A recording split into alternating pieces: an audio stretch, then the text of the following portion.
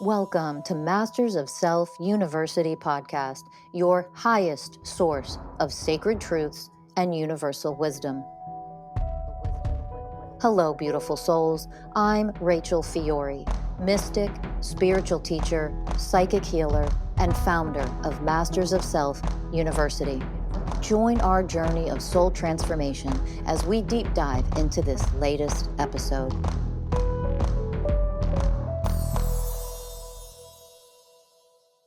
Hello, everyone, and welcome to another episode of the Masters of Self University podcast. I'm your host, Ellie Lee. And I'm your host, Danny Morley. And today, Ellie and I are going to be talking about Daddy issues. Daddy issues. And I've been doing this work now for about 3.5 years, and it has taken probably about that long to really start to dive into the wounding that I have around my dad, around my father. And I've touched different parts of it. There's definitely been different aspects that have come up over the last few years, but I haven't really got deep into anything.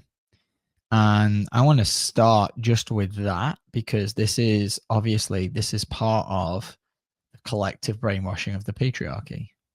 Now, my particular wounding that I experienced as a kid was that my parents separated and I grew up with my dad. And so there was an abandonment wound that got created around my mum leaving.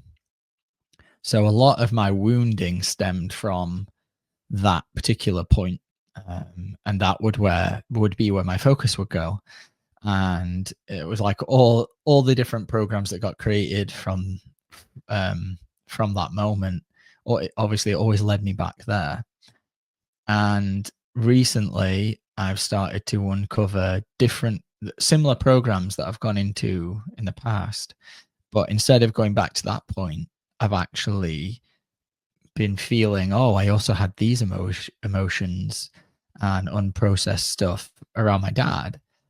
And obviously part of what was happening there is, the trauma, the separation from mother was like a greater trauma right at the surface. So that had to be taken care of first. And we can't control the way our healing journey goes, the way it's layered in. That's the beautiful thing about this work, is it's an organic unfolding process. And you just, you work on what you're being, triggered into at the time, the moment, and then you follow the kind of the path and the thread.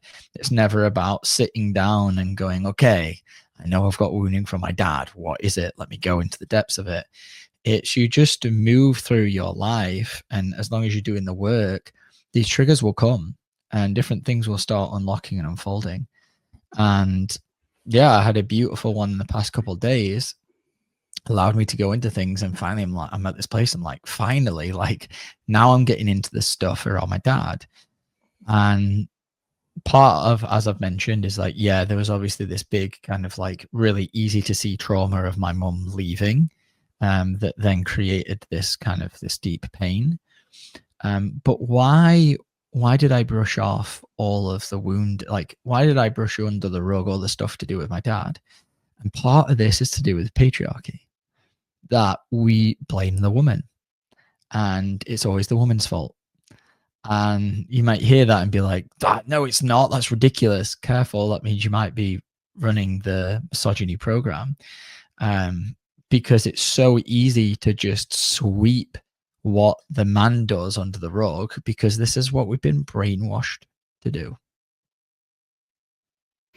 Yeah, and just to make this point too, for me and Danny particularly, the one that was very apparent, right? The one that did the most external and internal damage was our mothers, right? So Danny's mother left and created, all this abandonment. I mean, she literally left the family. For me, my mother was at the forefront of being the one that was very abusive. But because of all of the patriarchal conditioning and all of these things, me also along my journey, I've had to really look at where did my dad also play a part in all of this? Right? Just because my dad wasn't abusive like my mother doesn't mean that he didn't contribute to why she was the way that she was in my life, right? Of course, like we're a family unit. And so there's all kinds of energies that are in the matrix within your family. And so I first want to point that out too. It's especially, I think, in the beginning of our journey, when you're first starting, you're going to look at who, who really did the big bang, right? And for you, it was mom. And for me, it was mom too. And then the deeper you go, you start to go, hold up, like dad had a lot to do with all of this. He's just not as a parent or in your face. But the deeper you go and the more healing that you do, the more it really comes to the surface now. Well, where was he showing up in ways that were harmful and unloving? And how did he show up as a partner to my mother? If my mother, like particularly for me really quickly, my dad told my mom to be a stay-at-home mom, right? And so he went to work all the time. And she had so much resentment about being a stay-at-home mom. She had so much resentment about the fact that she wasn't a provider. She had all this stress coming from marrying the first son of a very traditional Korean family, and having to serve everybody of his siblings and his parents and all of these things. And while I was in her womb, the amount of stress, the amount of regret, the amount that hit her of like, I just married into a family that I thought was going to be right for me and it wasn't, right? And where did my dad lack to be the kind of divine partner to her as she was growing me? Where did he fall short that caused her to show up and project all of her anger to me? How he has a hand in all of that. And to deny that is all part of the patriarchal conditioning as well. It's, you never blame the man. You always look at the woman. It's always the woman's fault. And yeah, my mom was very abusive, but my dad definitely played a part into why she was so angry and she was so resentful. And there was such a lack of communication. And yes, he triggered a lot of wounds in her, but he also didn't show up in the way that she needed as a mother of 3 kids. I mean, that alone is so difficult and so hard. And so there's definitely the way of compassion in there for my mom. And the weight comes off of her a little bit because it needs to be evened out between the two of them, because the two of them, in the way of responsibility, they weren't responsible within themselves and within the container of their marriage, which affected me in a multitude of ways. So I'd love to just talk about that, because this is what we do. We just dismiss one and we just look at them. It's like, no, it takes 2 to tango. Yeah, and obviously, disclaimer: this isn't a podcast about ever judging or shaming or blaming. It's about Ellie and I. We're just sharing through, what it is that we've seen within ourselves and we're working through, and that we've inherited from our family. And the reason why we're doing this is so we can elevate and heal out of it, so we don't have to pass on the wounds from our parents or ancestors. So this is never about to shame or blame or judge, more just about looking at, oh, this is what happened, this is why it happened. And it's the more that we can understand why things happened the way that they did, that's part of the healing process. So yeah, 100%. And getting to that place where we realize, oh, like I've held this person, this parent, to a very high degree of accountability for their actions, because it was easier to see the damage that was done. It's easier to see Ellie and I have gone into the depths over the past few years. The wounding gets created from that, but it's harder from our brainwash perspective to see and hold accountable the man. And as you said, like, they're a parenting unit, and so it's a team, it's a family, it's a partnership. So raising a child is a conscious choice that takes 2 beings. It's not like, I just magically appeared in my mum's womb without my dad's consent. No, they both chose to consummate and have, a child. It isn't like, this was out of choice. Like, they both chose that.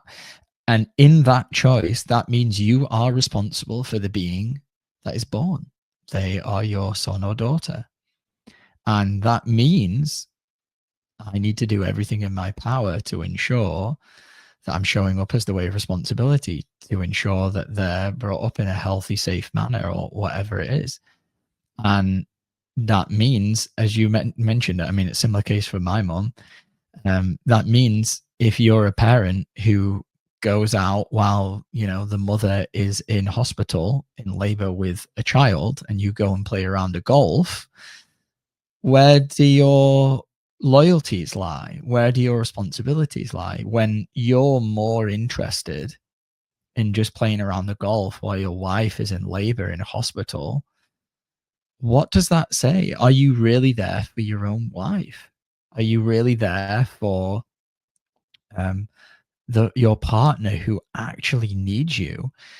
And because you're not there, what stress is being created in this woman while she's giving birth to this child?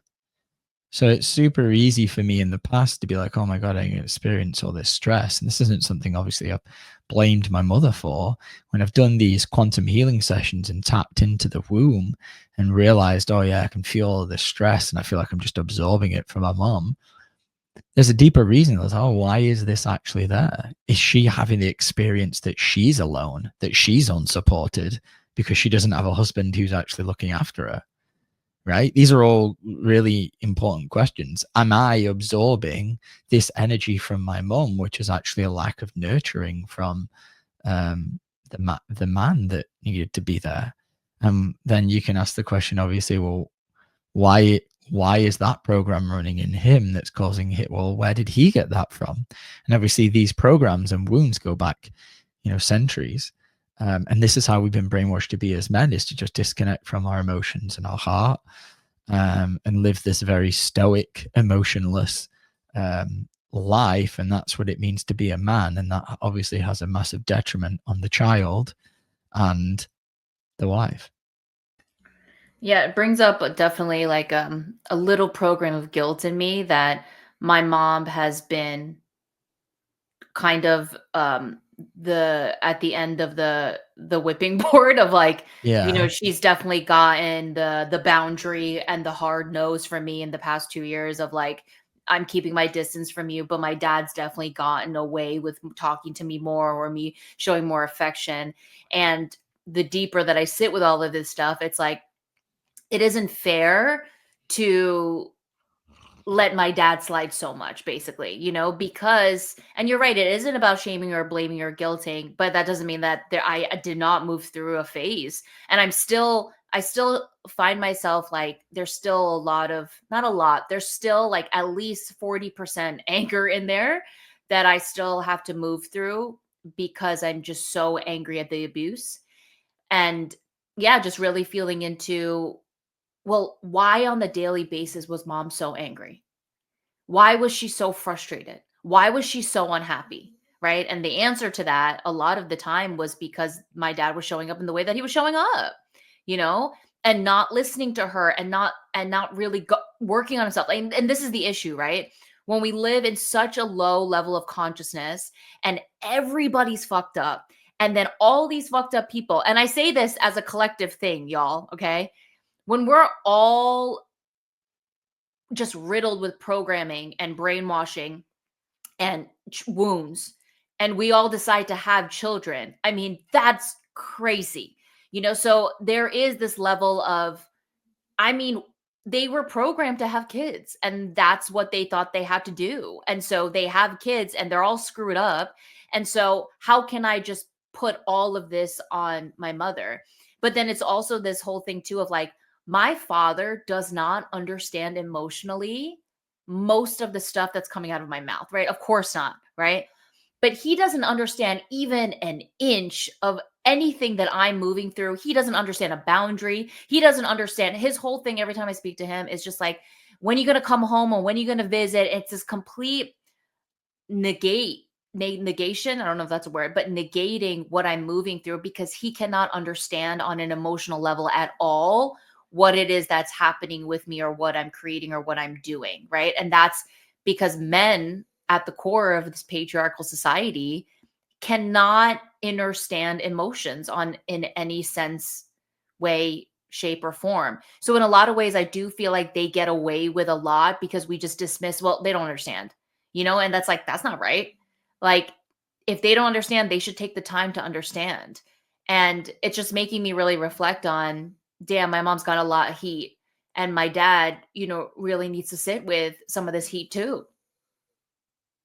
Yeah, we just let off men just by going, oh, that's just a man. They don't understand that. And it's like, yeah, that's their responsibility to understand that.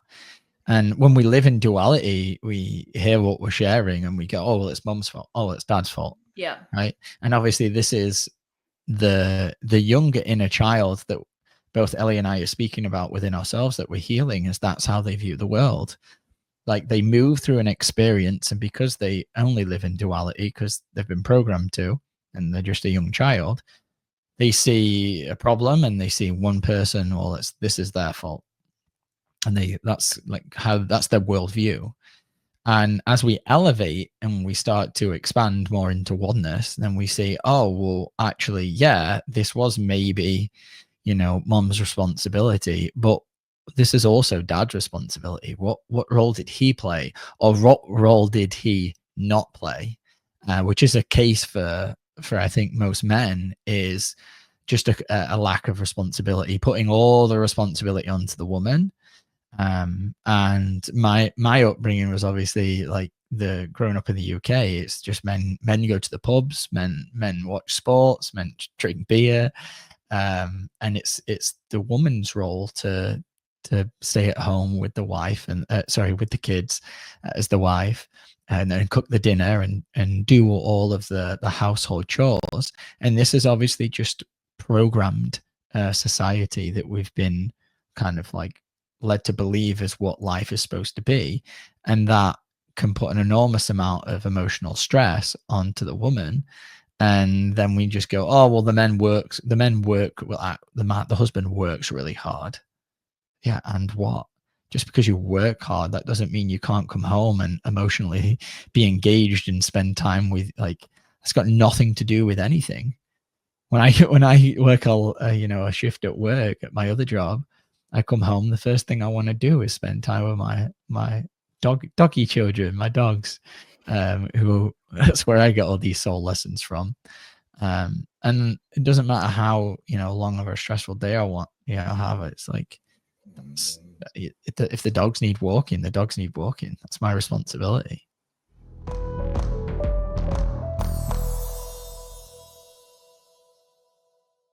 Hello, MSU podcast listeners. This is Danny here with just a quick announcement. We are launching a 20 days, 20 ways challenge right now, where you can actually begin the process of activating and experiencing these divine frequencies, the ways of oneness taught by Rachel, in a free challenge. So if you're interested in starting to integrate and learn this work, please go over to our website, go to the university enrollment page, sign up for our free emails, and within that first week of learning about what university enrollment is, you will receive an email to access the 20 days, 20 ways activation series. It's completely free. So please go and enjoy it. Start activating these frequencies. And of course, enjoy the rest of this podcast episode. Thanks.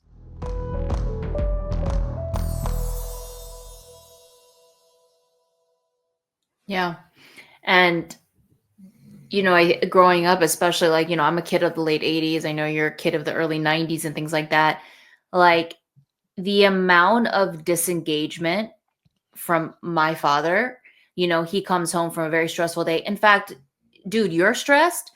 Like try raising kids at home all day, and not even just one kid, like 3 kids. Right. And then my mom has all of her stuff, her unhealed stuff on top of all of that. Like that's a 10 times harder job than you going to work and trying to make money. Like, let's be honest. And I remember him just coming home and he would just go straight to the couch because he was so exhausted from the day. Right. But there still wasn't this help of like cleaning the kitchen and helping out with dinner and like doing the dishes and all these things. It was always just, well, that's mom's role and that's mom's role and that's mom's role. And just the resentment that builds inside of her, right? And not even being able to express this and not having a partner where they can understand what they're talking about, right? There's so much dismissal, right? Because for the man, it's, do you know how hard I work? Do you know what I have to do to put, bacon on the table and da-da-da-da? And think about what gets created in women as a result of that, just complete, utter resentment. And it just builds over time. You know, I think one of the most interesting things that I've experienced on this path is my dad's reluctance to hear me out. Like, he doesn't want to hear what I experienced at home when he wasn't there. Because in order for him to actually open up to that, he has to feel the amount of probably shame and guilt that's in there. And so he'll say things like this to me, like, I don't know what you went through with mom, but mom loves you. And it's like, motherfucker, you don't ask. You don't ask me fuck all about what I experienced at all. And I realized, oh, it's because he cannot handle what it would potentially open for him if he had to hear this is what was happening when you weren't home. And then he has to sit with, well, how did I fail, or how did I not show up as a father in the ways that I should have, right? And that again is like, when as I say that, like, how can you blame somebody that is so unconscious, that is so low in their level of consciousness, that is a part of patriarchy, and on top of that, he is such a Korean man, and the Korean culture, they don't give a shit about women, like, women are at the bottom of the barrel, and he's the first son. So there's all this programming around all of that. It's like, you can't get mad at him for all of that, but there is a responsibility that he has to take, and he has to go into and really feel of where, yeah, you didn't show up as like the husband and the father that you should have, period. Yeah, and two things there. One, no, you can't blame him. You hold him accountable, as you said. Yeah. And obviously blame that's another lower level of consciousness. But you also can get angry. Mm-hmm. And this is what, so you just said like, oh, you can't get angry at him. No, you can. And this is what I've been going into recently, is why haven't I allowed myself for the past 3.5 years, if I've done all of this work on myself, why haven't I allowed myself yet on this journey to get angry at my dad? Why? I can get angry at him. In fact, I probably should be very angry at the fact that there was a lot of things missing, and I can feel already like if he was in on this conversation, he would get really angry. And this goes to what you were saying earlier, because there would be a level of divine shame that you would feel that, oh, maybe I didn't show up perfect. Maybe I didn't do everything that I really could have. I might have tried really hard, but maybe I did miss a few things, or quite a lot of things. Maybe that happened.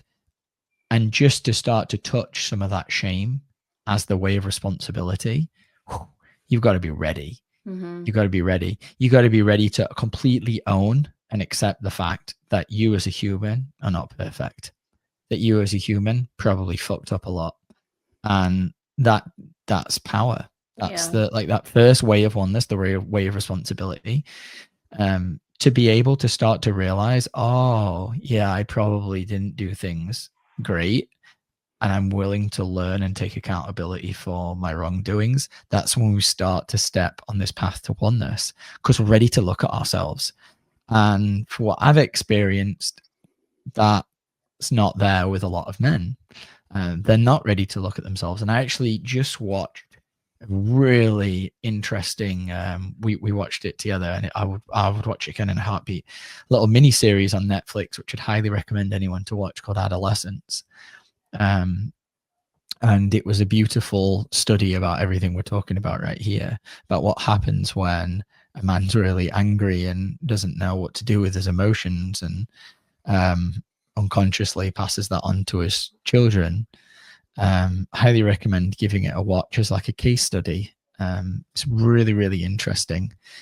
And you see throughout that process that we as men, we don't know how to feel anything. And because we don't know how to feel anything, the only thing we've been led to like feel is anger. And so if I can't feel shame, if I'm so powerless that I can't feel shame, I'm just going to get angry, because it's the only thing that as a man I'm allowed to feel. And then what happens as soon as I'm, brought up to my attention that, hey, maybe you didn't show up as perfect as maybe you quite think you did, and there's a level of divine shame that needs to be felt because of the actions that you chose and what you decided to do. That, I mean, it's going to bring up a lot of anger. And I realized that I did never want to have a deep conversation about this with my dad, because I was so afraid of his reaction. Because if ever I made him feel anything other than like normal surface, if it got any level down to shame, it would switch straight to anger. And then obviously as a child growing up, that anger is extremely unsafe. Yeah. You can feel when somebody is in their heart and they're angry because they're in protection of their child, right? That you can feel, oh, you don't want to mess with that, but they're not out of control. Mm-hmm. They're doing it because they're in that energy, because they're in the protective mother mode.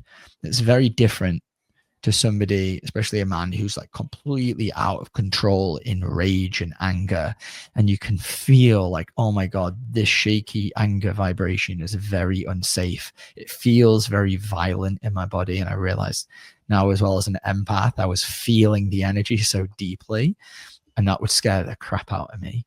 And so I learned as a as a survival mechanism, you could call it, is to just learn how to keep the peace and not say anything, not rock the boat. Never wanted to rock the boat. And I could tell my dad, he never wanted to be angry. He didn't enjoy that feeling. So he did everything he could not to feel it, because he didn't know how to process it. And here's where the compassion and the understanding comes in. And this was me my whole life. I didn't know how to process anger either. This is what I absorbed definitely from him, is not knowing how to feel that from a place of oneness. Yeah, beautiful. And just to circle back to when you were beginning, I think especially for your case, right? Your dad isn't the one that left, right? Your dad wasn't the one that abandoned. You always talk about, like, even though my dad was so disengaged, he was still there, right? You lived in the house where, it was his house, and he's the one who picked you up still and cooked you dinner, even though I'm sure it wasn't good. He was still there. So in a child's eye, right? Well, dad's here and mom's not here. Right. So That's it. yeah. So that's why too, like, dad got away with so much. Well, mom wasn't actually here, but he was. Yeah. And he's the one that's doing everything for me as a child, right? So, as you said, like cooking the meals, taking me to places, you learn to do whatever you can to make sure that relationship stays healthy or intact.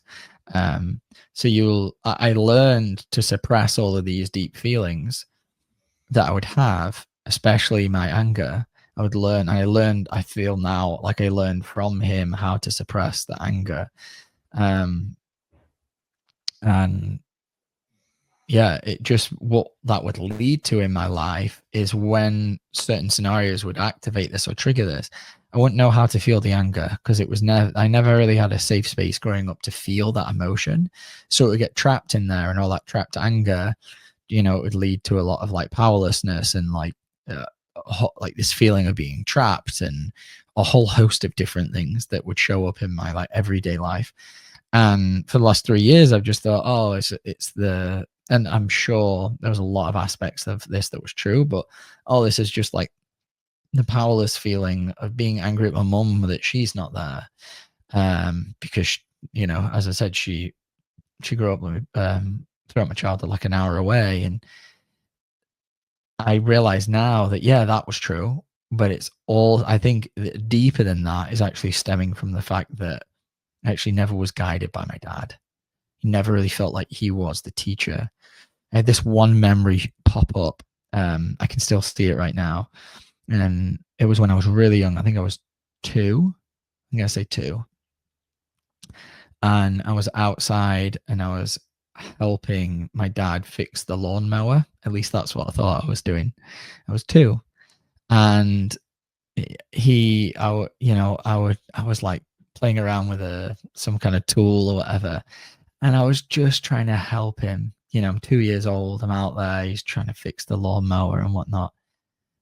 And I was just pissing him off. I was completely pissing him off. And he was getting so annoyed with me.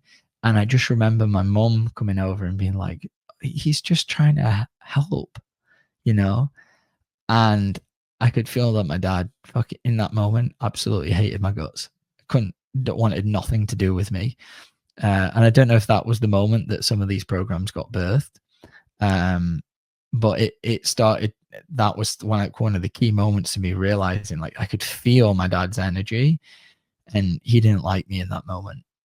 And then obviously this is how it's so hard to raise children, because just a little insignificant moment like that, like as insignificant as me playing with a little screwdriver, pretending to fix a lawnmower, I'm actually getting in the way, and create a program that my dad doesn't love me, my dad hates me, and all the other host of, I'm not good enough for him, I'm not worthy of him, the masculine rejects me, and then later in my life have all these troubles with making friends and being accepted by other men.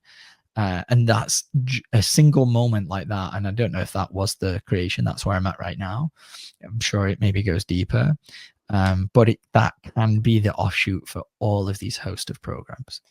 Yeah. Yeah. And, to come back to my upbringing, my dad was the hero when my mom was the devil, like I would wait every day. I would look at the clock. It was 7 p.m. and my mom would do this thing where, like back in the day, I don't know if they have these doors anymore, but they have that, like, you like lock, how there's locks and then there's that one like long thing where you pull it out and then you could place it in between the door as like a placeholder so the door doesn't all the way close. My mom would unlock that around like 6:50. And I would sit there as a kid and I would wait until that door opened, because when dad was home, everything was safe, right? Because dad wasn't the one that was physically, emotionally, verbally abusing me. He was the one that when he came home, I wasn't going to get abused, right? And so what in a child where that imprints is always that dad is safe and mom isn't, right? Mom is the abusive one, dad isn't the abusive one. And well, yeah, of course not. I mean, he was never home, like he wasn't home raising me. And then the moments where I did see his frustration with me or his impatience and all these things was actually when he was being a part of my life, right? So when he was helping me with homework, the man would lose his patience like that. And he would say things like, "Are you stupid? Like, how do you not get this?" And all of these things.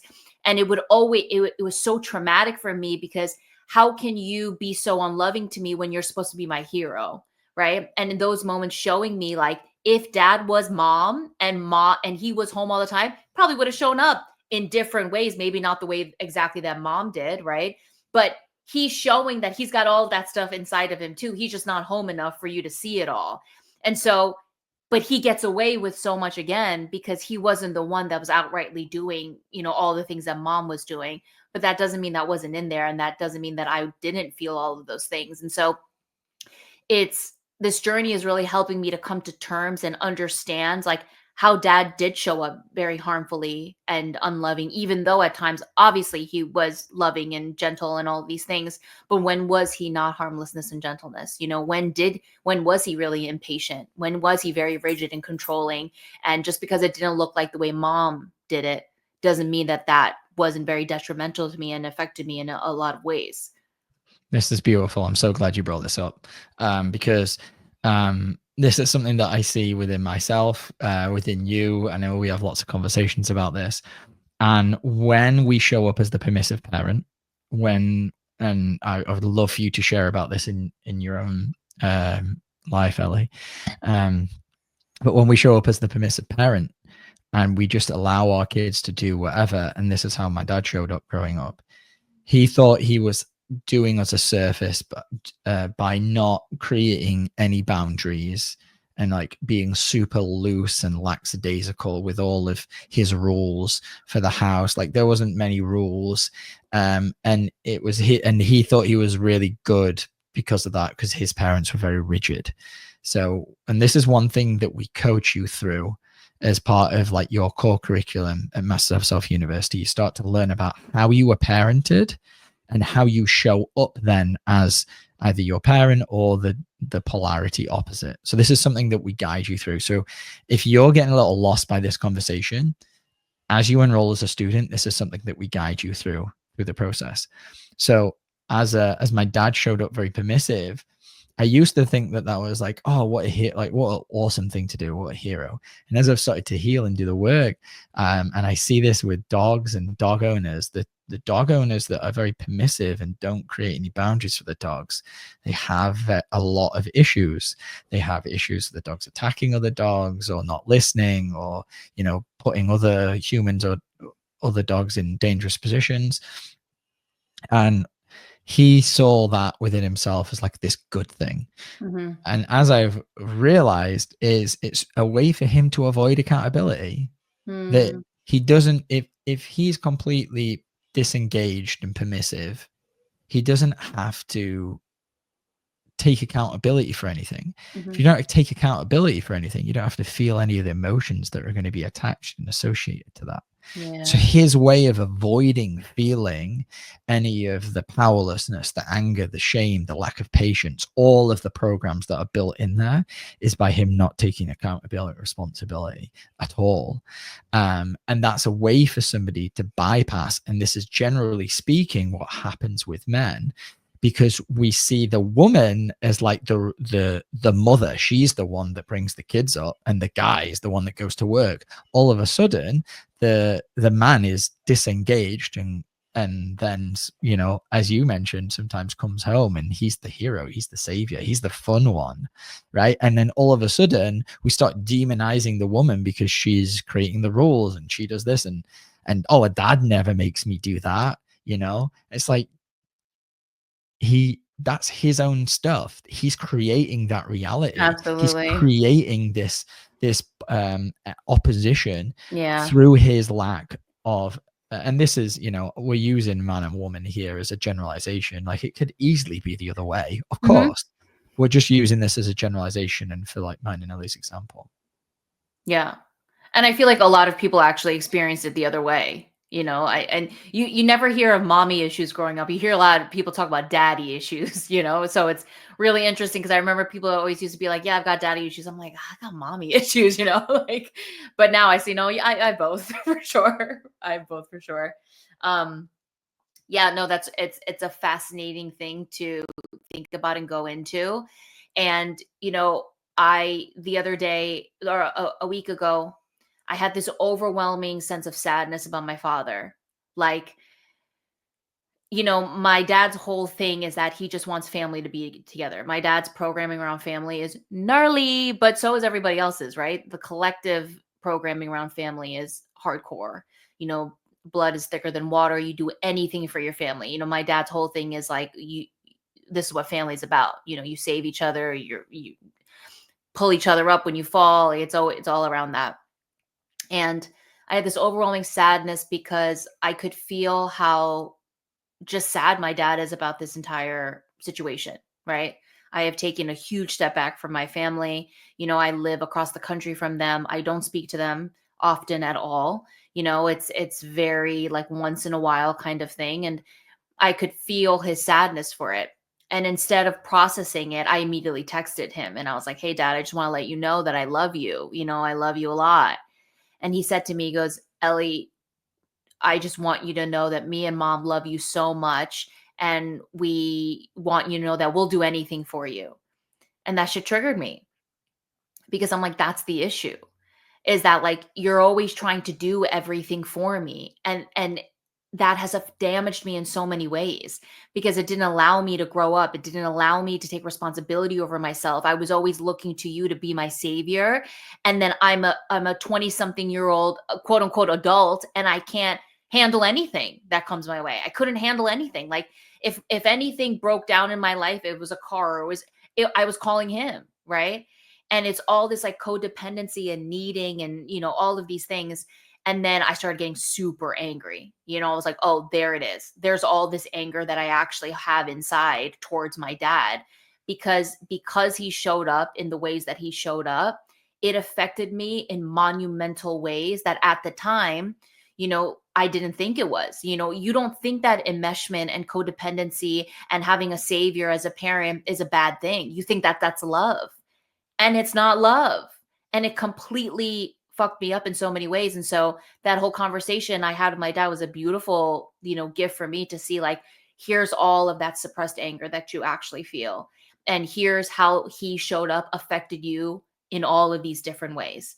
And his whole thing of like, we just love you and we'll do anything. Like, that was such a beautiful way for me to feel, oh, okay, the dad chapter, I tend to like look over it or glaze over it a lot, but there's a lot in there. And so I say this to everybody because we tend to focus on the one parent, but how did the two of them together show up in their own individual ways that really affected you? And I encourage you to really look at, when you're ready, to look at the parent that wasn't as quote unquote damaging as you think it is, because there is so much in there.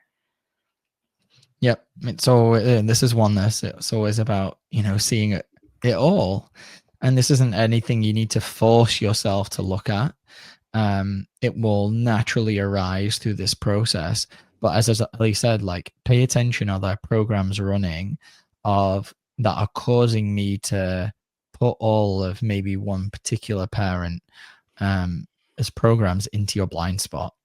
And it's really easy to do in this world with men. The misogyny that exists, where it's never the man's fault, it's always the woman's fault. And yeah, right. And I'm blown away the more and more and more that I see these programs of misogyny, of the way that I just am completely oblivious and blind to that. It blows me away. It really does, when I have another realization, like, oh man, like, that's that thing again. Like, I'm doing it again. This is that energy. Oh, I didn't even pay attention to that aspect of this because I was so busy just, focusing on this other thing over here. And obviously, to truly awaken on this path means we have to be willing to see all of it. And often, these are just things that we've not had. And this is the case for obviously our parents. We've not had a teacher who has been able to shine a light on these things. And that's why obviously Ellie and I, follow and learn from Rachel, is because she is a being that has elevated to a level where she can see all this. And I really want to. I do not want to run any programs of sexism or misogyny or anything toxic masculinity. Toxic masculinity, toxic femininity, like, all of I just don't want to run any programs, period. Period. It doesn't matter what kind of program. I just don't want to run a program. And obviously that includes that cluster, and that cluster is just, especially I think as a guy, it's hard to see. But it's hard to see in women, in myself too. When I saw that I run programs of misogyny, at first I was in denial. I was like, no, I do not. I'm not a misogynist. And it's like, of course you are going to run programs when you're born and raised in patriarchy. Of course. So just get on with it and own it and see it, because it's in there in all of us. In all of us. It really is. And if you don't think you do, and you look at the current president of the United States, and nothing gets brought up in you, or while you look at that particular individual, it was so funny. I was having a conversation with Dad yesterday, and I asked his opinion on what's happening here, and he said, because I was generally interested. And I just thought it was fascinating to hear that, it brings up a massive amount of hatred. He said it makes his blood boil. Interesting. Right. And obviously, like, rightly so. You would, I was obviously fascinated and interested by that response. But it's a similar vibration that lives within all of us. Of this narcissistic, sexist, I don't know, you could use so Piece many of work. different words. Piece of work. There. Yeah. Energy that has separate energy that does not come from oneness, that we are working on healing as a collective right now. This is the energy that has ran the world for the last 10 or so thousand years. And it is time to put that to an end. And we're having the beautiful experience of seeing all of that energy through the media and on the limelight, and everyone's getting a beautiful opportunity to see that and heal it within themselves. Yeah, it's just it's interesting to talk to another man and hear him, you know, express those feelings that are in there. Yeah, it's like, well, probably lives within you too, so maybe you should heal that first before you. Absolutely. But yeah, there we go. Yeah, beautiful share. So to anybody out there, if you're interested in really diving into those mommy and daddy wounds, we are enrolling for our summer semester, May 6th. And we have a 20-day ways of activation that is going on right now. It's free. It's incredible. So all you have to do is go to masterselfuniversity.com and under university enrollment, register for first access to our student enrollment meetings. And hopefully we'll see you in there and we'll get you in class in May 6th. And please share this podcast with anyone you think would benefit from it, learn from it, grow from it, whatever it is. And until next time, we'll see you guys then. Bye. Bye.